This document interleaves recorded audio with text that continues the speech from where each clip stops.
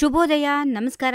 Welcome to Yoyo Kannada. ಬನ್ನೀಗ ನೋಡೋಣ ಹವಾಮಾನದ ವರದಿ. ರಾಜಧಾನಿ ಬೆಂಗಳೂರಿನಲ್ಲಿ ಈ ವಾರ ತಂಪಾದ ಮತ್ತು ಆಹ್ಲಾದಕರ ಹವಾಮಾನ ಮುಂದುವರಿಯುವ ಸಾಧ್ಯತೆಗಳಿವೆ. ಭಾರತೀಯ ಹವಾಮಾನ ಇಲಾಖೆ ನೀಡಿರುವ ಮಾಹಿತಿಯ ಪ್ರಕಾರ ಅಕ್ಟೋಬರ್ 15ರಿಂದ 20ರವರೆಗೆ ನಗರದಲ್ಲಿ ಮೋಡ ಕವಿದ ವಾತಾವರಣ ಮತ್ತು ಲಘು ಮಳೆಯ ಸಂಭವ ಇದೆ. ಅಂದ್ರೆ ಇನ್ನು ಕೆಲವು ದಿನಗಳ ಕಾಲ ಬೆಂಗಳೂರಿನ ವಾತಾವರಣ ತಂಪಾಗಿ ಇರುತ್ತದೆ. ಹವಾಮಾನದ ಸಂಪೂರ್ಣ ವಿಶ್ಲೇಷಣೆ ಮತ್ತು ಪ್ರಯಾಣಿಕರಿಗೆ ಇರುವ ಸಲಹೆಗಳು ಏನು ಎನ್ನುವುದನ್ನ ನೋಡೋಣ ಬನ್ನಿ. ಬೆಂಗಳೂರು ನಗರದಲ್ಲಿ ಅಕ್ಟೋಬರ್ 15 ಮತ್ತು 16ರಂದು ಸಾಮಾನ್ಯವಾಗಿ ಮೋಡ ಕವಿದ ವಾತಾವರಣ ಮುಂದುವರಿಯಲಿದೆ. ಕೆಲವೊಮ್ಮೆ ಗುಡುಗು ಸಹಿತ ಮಳೆಯಾಗುವ ಸಾಧ್ಯತೆಗಳು ಕೂಡ ಇವೆ. ಹಗಲಿನ ಗರಿಷ್ಠ ತಾಪಮಾನವು ಸುಮಾರು 30 ಡಿಗ್ರಿ ಸೆಲ್ಸಿಯಸ್ ಮತ್ತು ರಾತ್ರಿಯ ಕನಿಷ್ಠ ತಾಪಮಾನವು 20ರಿಂದ 21 ಡಿಗ್ರಿ ಸೆಲ್ಸಿಯಸ್ ಇರುತ್ತದೆ. ತಾಪಮಾನ ಹೆಚ್ಚಾಗಿದ್ರೂ ಸಂಜೆಯ ವೇಳೆಗೆ ತಾಪಮಾನದಲ್ಲಿ ಇಳಿಕೆ ಕಂಡುಬರೋದ್ರಿಂದ ವಾತಾವರಣ ತಂಪಾಗಿರುತ್ತದೆ. ಹೀಗಾಗಿ ಜನರು ಈ ವಾರ ಪೂರ್ತಿ ಬೆಂಗಳೂರಿನ ಆಹ್ಲಾದಕರ ಹವಾಮಾನವನ್ನ ಆನಂದಿಸಬಹುದು. ಇನ್ನು ಅಕ್ಟೋಬರ್ 17ರಿಂದ 20ರವರೆಗೆ ಕೂಡ ಬೆಂಗಳೂರಿನಲ್ಲಿ ಲಘು ಮಳೆಯ ಸಾಧ್ಯತೆಗಳು ಇವೆ. ಈ ಅವಧಿಯಲ್ಲಿ ಮೋಡ ಕವಿದ ಆಕಾಶ ಮತ್ತು ಮಧ್ಯೆ ಮಳೆ ಅಥವಾ ಗುಡುಗು ಸಹಿತ ಮಳೆಯಾಗುವ ಸಾಧ್ಯತೆ ಇದೆ. ಹವಾಮಾನ ಇಲಾಖೆಯ ಪ್ರಕಾರ ಈ ಸಮಯದಲ್ಲಿ 65ರಿಂದ 75ರಷ್ಟು ಆರ್ದ್ರತೆ ಇರುವುದು ಸಾಧ್ಯ.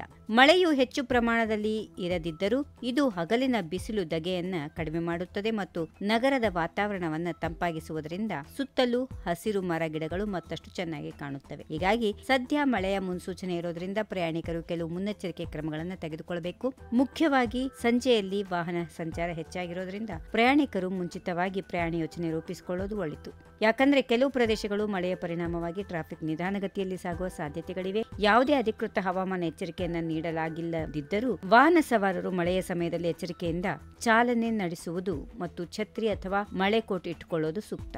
ಒಟ್ಟಾರೆಯಾಗಿ ಅಕ್ಟೋಬರ್ 15ರಿಂದ 20ರವರೆಗೆ ಬೆಂಗಳೂರಿನಲ್ಲಿ ಆಹ್ಲಾದಕರ ವಾತಾವರಣ, ಮೋಡ ಕವಿದ ಆಕಾಶ ಮತ್ತು ಲಘು ಮಳೆಯ ನಿರೀಕ್ಷೆ ಇದೆ. ಈ ಮಳೆಯು ನಗರಕ್ಕೆ ತಂಪು ಮತ್ತು ಶಾಂತಿಯ ವಾತಾವರಣ ನೀಡಲಿದೆ. ಐಎಂಡಿ ಪ್ರಕಾರ ಅಕ್ಟೋಬರ್ ತಿಂಗಳ ಕೊನೆಯವರೆಗೂ ಕರ್ನಾಟಕದಲ್ಲಿ ದಕ್ಷಿಣ ಭಾಗಗಳಲ್ಲಿ ಇದೇ ರೀತಿಯ ಮೋಡ ಕವಿದ ವಾತಾವರಣ ಮತ್ತು ಸಾಂದರ್ಭಿಕ ಮಳೆಯು ಮುಂದುವರಿಯುವ ಸಾಧ್ಯತೆಗಳಿವೆ. ಹೀಗಾಗಿ ನಾಗರಿಕರು ಹವಾಮಾನ ಇಲಾಖೆಯ ನವೀಕರಣಗಳನ್ನ ಗಮನದಲ್ಲಿ ಇಟ್ಟುಕೊಂಡು ತಮ್ಮ ದಿನಚರಿಯನ್ನ ಯೋಜಿಸಿಕೊಳ್ಳುವುದು ಉತ್ತಮ.